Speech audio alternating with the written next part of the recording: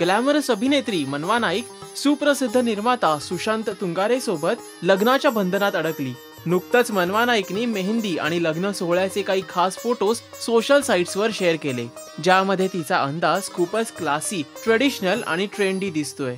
मनवा नाईकच्या लग्नाला बॉलिवूड तसंच मराठी इंडस्ट्रीतील अनेक नामांकित सेलिब्रिटीजनी हजेरी लावली होती. पाहुयात या दोन्ही फंक्शनची खास झलक फक्त तुमच्यासाठी.